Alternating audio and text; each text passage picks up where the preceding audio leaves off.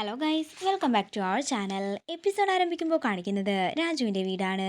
വേണു ദേഷ്യത്തോടെ രാധമ്മയോട് പറയുകയാണ്, നീ ഇത്രയും തരം താഴ്ന്നവളാകുമെന്ന് ഞാൻ ഒട്ടും തന്നെ കരുതിയിരുന്നില്ല.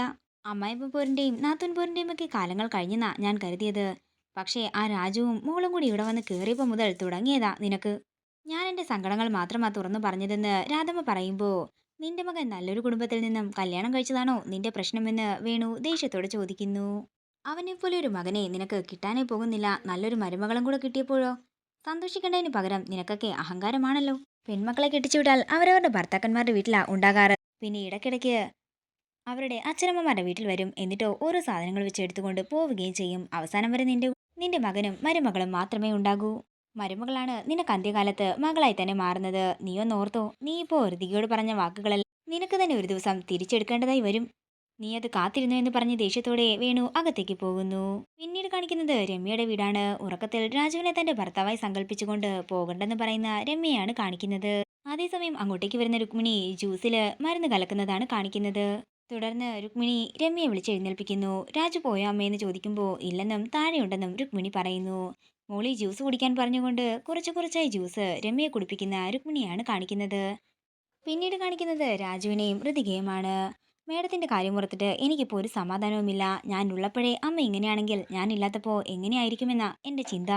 എൻ്റെ രാജു ഇല്ലാത്തപ്പോൾ രാധമ്മ എന്നോട് മോശമായൊന്നും പെരുമാറാറില്ല. അമ്മ എനിക്ക് ജീവനാണ് മേഡം. പക്ഷേ എന്ന് കരുതി അമ്മ ചെയ്യുന്ന തെറ്റൊന്നും തന്നെ ശരിയാണെന്ന് പറയാൻ എന്നെ കൊണ്ടാകില്ല. അങ്ങനെ അവർ സംസാരിച്ചുകൊണ്ടിരിക്കുന്ന സമയത്ത് ഋതികയ്ക്കുള്ള പാലുമായിട്ട് കൊച്ചമണി മുറിയിലേക്ക് ചെല്ലുന്നു. എനിക്ക് വേണ്ട വല്യമ്മയെന്ന് ഋതിക പറയുന്നുണ്ടെങ്കിലും ഋതികയെ കൊണ്ട് നിർബന്ധിച്ച് പാല് കുടിപ്പിക്കുകയാണ് കൊച്ചമണി. ഭാര്യയും ഭർത്താവും കൂടി പരസ്പരം സ്നേഹിച്ചാൽ തീരാവുന്ന പ്രശ്നങ്ങൾ മാത്രമേ നിങ്ങൾക്ക് രണ്ടുപേർക്കുമുള്ളൂ. നിങ്ങൾ പെട്ടെന്ന് തന്നെ കിടന്നുറങ്ങാൻ നോക്കാൻ പറഞ്ഞുകൊണ്ട് കൊച്ചമണി അവിടെ നിന്ന് പോകുന്നു. അങ്ങനെ കൊച്ചമണി പോയതിനു ശേഷം ഋതിക പറയുകയാണ്, എന്ത് സ്നേഹമുള്ള വല്യമ്മയാണല്ലേ. എന്നെ സ്വന്തം കൊച്ചുമോളെ പോലെ തന്നെയാ കാണുന്നത്. ഇത് കേൾക്കുന്ന രാജു ചിരിച്ചുകൊണ്ട് ഋതികയെ നോക്കുകയാണ്. പിന്നീട് കാണിക്കുന്നത് കൊച്ചമണി മുറിയിൽ നിന്നും വരുന്നത് കാത്തു നിൽക്കുന്ന ജയനെയാണ്. തുടർന്ന് കൊച്ചമണി വരുമ്പോൾ ജയൻ പറയുകയാണ്, ഇങ്ങനെ പാല് കൊടുത്തിട്ടും കാര്യമൊന്നുമില്ലല്ലോ. 5000 10,000 ഒക്കെ കിട്ടിയിട്ട് നമുക്ക് എന്താകാനാ? ലക്ഷങ്ങൾ വേണ്ടേ നമുക്ക്? എടാ ആദ്യമൊന്ന് ഇരിക്ക്, എന്നിട്ട് വേണ്ടേ കാല് നീട്ടാൻ. ഞാനേ അവളെ വളച്ചൊന്ന് കുപ്പിയിലാക്കട്ടെ, എന്നിട്ട് നേരിട്ട് കൊട്ടാരത്തിലേക്കാകും ഞാൻ പോകാൻ പോകുന്നത്. അതിൻ്റെ ആദ്യത്തെ സ്റ്റെപ്പ് എന്നോണം നമുക്ക് നാളെ അവളെയും കൊണ്ട് ഒരു മുന്തിയ ഹോട്ടലിൽ തന്നെ പോകാം. അതെ, അവളുടെ ചെലവിൽ ആഹാരവും കഴിക്കാമെന്ന് ജയൻ പറയുമ്പോൾ, പിന്നല്ലാതെ ആര് ബില്ല് കൊടുക്കാനാണെന്ന് ചോദിച്ചുകൊണ്ട് കൊച്ചമണി അകത്തേക്ക് പോകുന്നു. നേരം പുലർച്ചെയാകുന്നു. പിന്നീട് കാണിക്കുന്നത് കൊച്ചമണി ജയനെയും ഋതികയെയും പ്രിയയും കൂട്ടിക്കൊണ്ട് ഒരു മുന്തിയ ഹോട്ടലിൽ വന്നിരിക്കുന്നതാണ്.